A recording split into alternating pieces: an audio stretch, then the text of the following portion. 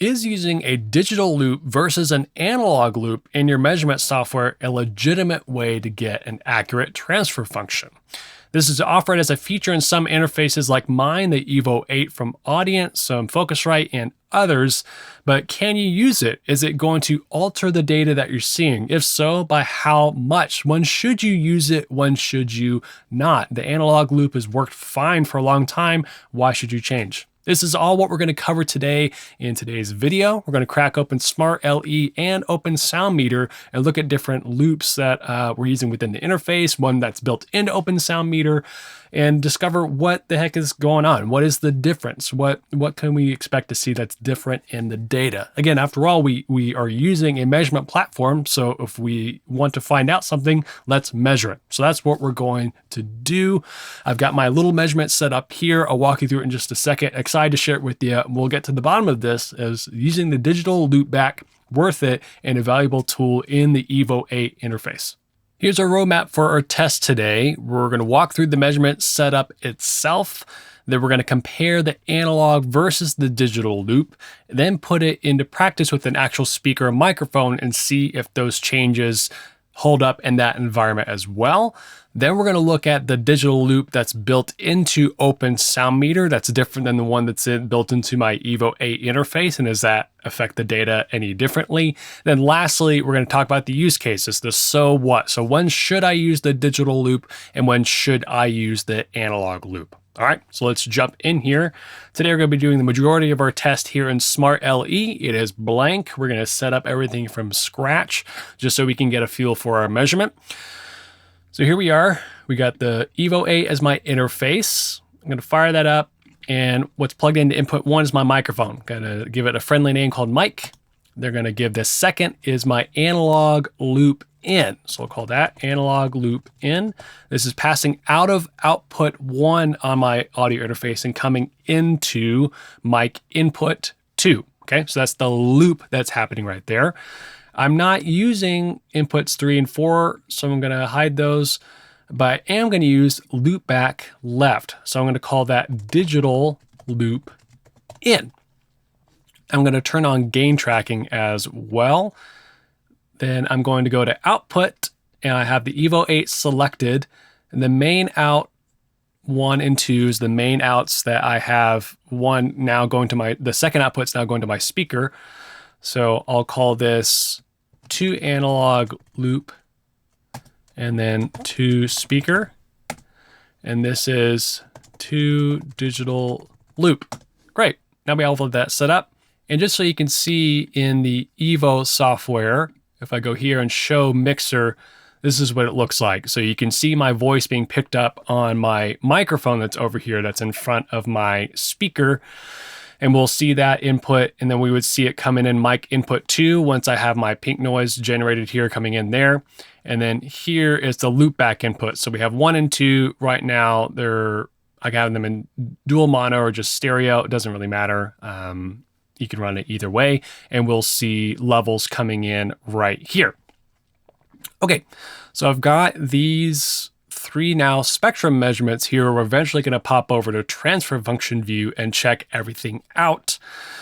But I'm going to hit play all, and now I see signal here. And I'm going to hit 0 to go to multi-spectrum mode. Now I can see the levels coming in on all of them. So we see a little bit of noise on the analog loop in. That's normal. And I see coming in my microphone. If I hit Shift E, I pop up my input metering, and I've got my EVO 8 microphone gained all the way up so I don't have to run my speaker super hot in here. I've got my analog loop in level at +7 dB, and you'll see why in a second. And the digital loop, obviously it's digital, so we don't have any preamp gain or anything right here. So those meters, that's my input levels. And if I turn my signal generator on, we see here that my levels are all coming in at the same amount. That's how I got there. So that was, I want them to match my digital loop in, and I have my pink coming at -16. And why -16? Because that's just under where this starts to turn to yellow. And I think it's at -12, and that's just a good, healthy incoming level to start with. So I've verified that all my signal levels are coming in the right place. I'm going to show you what that looks like in the EVO 8 mixer, and then we'll pop over and do some measurements. So we see here it's coming in, mic input 1, this is the actual microphone itself. Mic input 2 is the loop input. We see those levels are similar. The Mac 1 and 2 is the master outputs that would feed your speakers normally as studio setup, and that's what's going back out to my speaker, and then into input 2. And then here is the loopback level. And so we're making all of those match, and it's going to make our lives easier as we set up measurements. All right.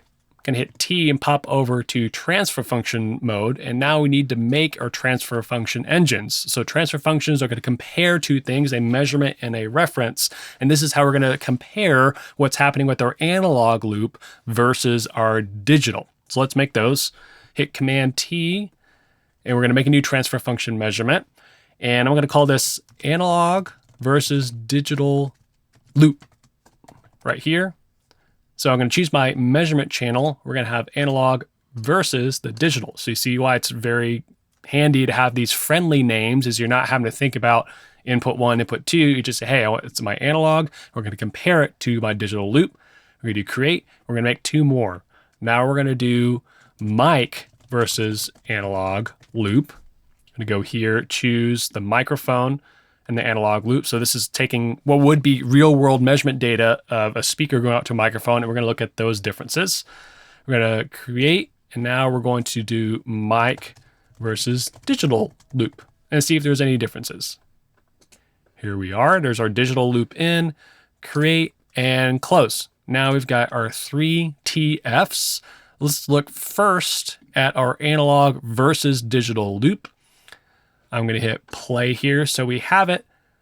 And first I'm going to make a new session folder. Let's call this EVO 8 digital loop test. So all my measurements get collected right here in one place. And now I'm going to hit G, turn on my generator. All right, here's what we see as a little bit of a timing offset here. So we need to sync up our measurement, and then we're going to get accurate phase data and magnitude data. So let's zoom in a good bit here. And I can see my impulse response. Looks like the analog is a little bit late. It's on the right-hand side. So we can see the digital loop is actually beating the analog loop. And that makes sense because it's not having to go through the D to A, then A to D back in. So let's see by how much. We're going to hit find, and we can see 0.56 milliseconds. I'm working at 48K as my sample rate. That might be different with a 96K or even 44.1, but I'm going to hit insert now. And now we've synced up our measurement with our reference. And now we can trust our phase data, magnitude data, and look at our coherence is here nice and all the way at that top. That red line would be lower if the measurement was wrong. So if I put it back at 0, we see up here at the coherence drop because it's not quite able to sync up. And if I now just click this and, hit D, and the delay tracker will find it for me, reset my averager, and we're back here. Okay, so let's look at our findings here in a little bit on the analog versus digital loop. First off, it's probably not as big of a change as you were thinking. We've been taught, and we've heard this from professionals, like, hey, use the analog loop so you can get a complete picture of the signal chain. I'm 100% with that, but there may be some advantages, which we'll talk a little on, to using the digital one. And so again, since we own a measurement software, we're able to look at these differences and see what's going on. Let's first look at magnitude, because that's pretty easy to see what's going on, and then we'll go back to phase. So it looks pretty darn flat. I'm going to move it down a little bit just so you can see it away from that white line. We're very flat. If I move to the left, as we go down to DC, we drop off in level, which is to be expected. I guess we starts that at about 13 hertz. So I guess if you really need below 13 hertz, I guess most interfaces aren't going to be able to pull that off anyway, unless you're paying a whole lot of money. So now let's go to the top end. I'm going to scroll to the right here. And we see this super deep drop off here. Looks like it's 22K, and then wham, it falls off very, very steeply. So what's happening here? What this is called is an anti-aliasing filter.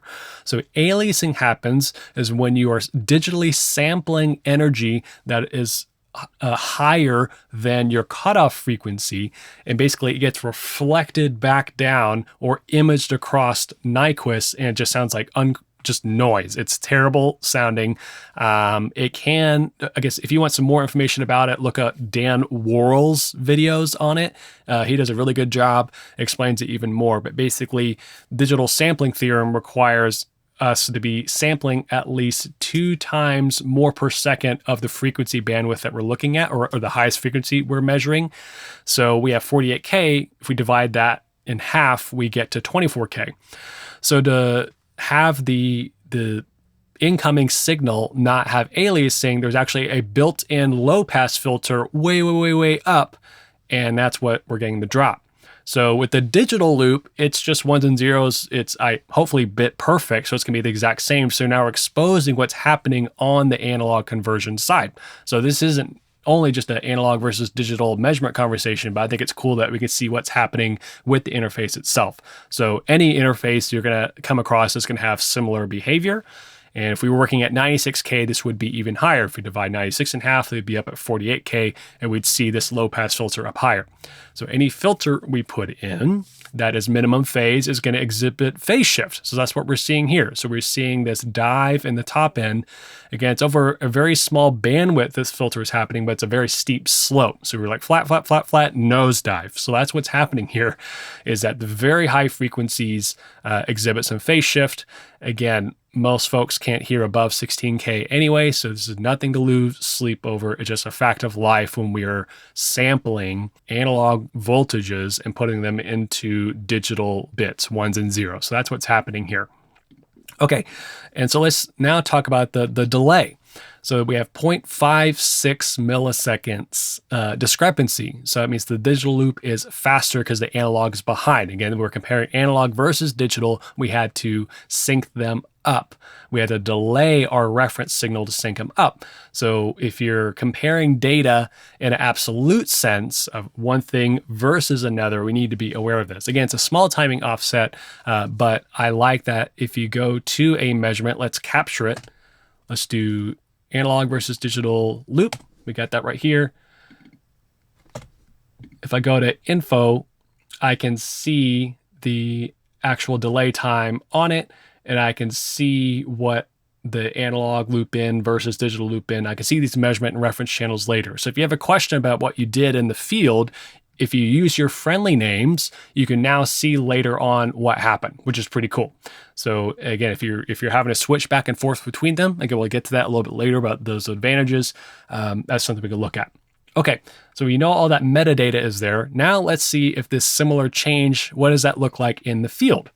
So I have my measurement set up here, which is just a little 5-inch studio monitor with a tweeter, and my microphone probably about 2 feet away. And it's pointed directly on it on axis. You've probably seen me use it in other videos. And let's take a measurement over here. This is using the microphone versus the analog loop. Let's capture that. Here we go. Set my measurement delay.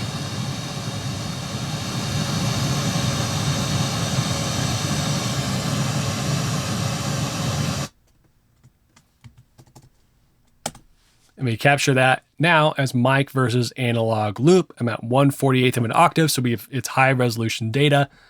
So if I click on that, we see a nice impulse response right here, our phase data, very high coherence, except here up at 4K, some drops, probably some reflections or whatever. So now let's capture mic versus the digital loop. So now we're comparing the same exact setup, but instead of using the analog loop, we're going to use the digital loop. So we're going to see a change in the delay times, and we'll see if it's 0.56 milliseconds or not. And we'll see maybe a change in the frequency response, both the phase and magnitude response. Let's check that out.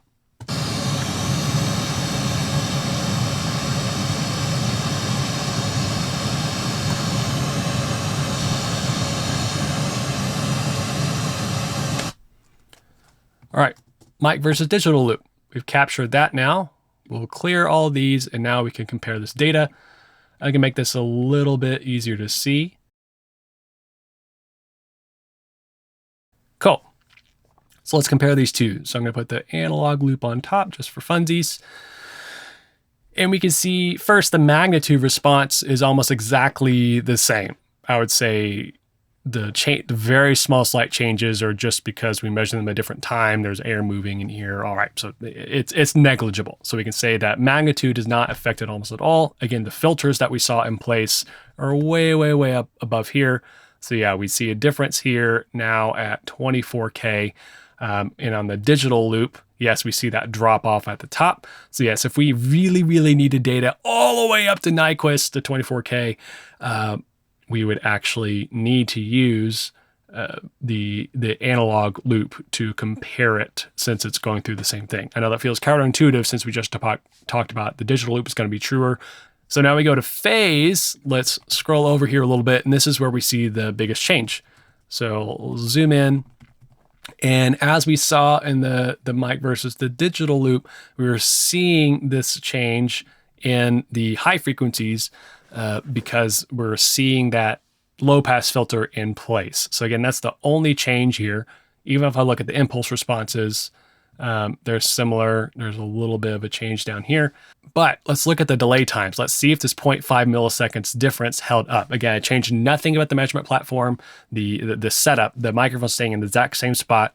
So 1.69 minus 2.25, and that is 0.56. So that remains constant, not just in a straight loop comparison setup, but even with the measurement microphone, with the speaker, all that stayed constant, so we can trust that's there.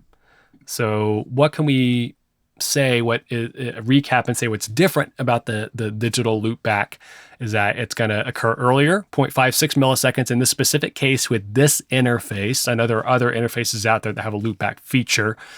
And we see a change in the phase response to the very high frequencies, so 16K and up.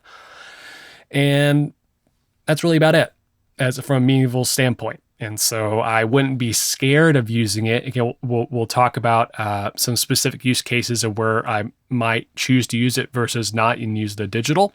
So now let's see, you folks may be familiar with Open Sound Meter. It now has a built-in function where we can use the built-in loop. So I don't even have to have an interface to do that. And let's measure it a little bit. But first, I want to export this and bring it into Open Sound Meter for use a little bit later. So I'm exporting this mic versus digital loop right here. And okay, I got that done. So let's hide this, open up Open Sound Meter. I'm going to clear all these, then go to my measurement, and we're going to set the same thing. So I'm going to compare mic or input 1, which is my microphone, to, if I scroll down here, I can choose loopback 1, which is the loopback input we just used from the EVO 8. But if you go down to the very bottom, this just says loop. So it's going to do it itself. So I'm going to clear out our measurement delay, turn on our measurement, turn on our generator.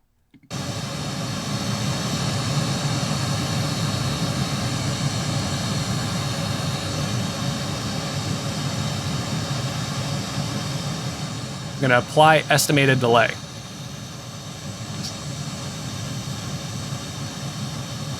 So hit Command X to capture, and this is what's happening. I have to get 110 milliseconds of delay on my reference to match it to my microphone. So there's a lot bigger delay when using this loop.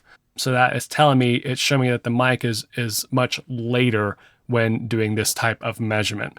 But if we import the data that we just did in Smaart, it's virtually the same. So it's not that Smaart is getting us better data or Open Sound Meter is getting us better data. It's just using a different technique to generate our loop back. So just know when using that loop feature in Open Sound Meter, you're gonna have to deal with different delta delays. And that's why I like using it in the EVO 8, because it's built into the interface, it's constant, and it's not as big. I can trust that if I see a propagation delay time, it's gonna be exactly that, what I'm seeing, minus 0.56 milliseconds. So that's what's going on there.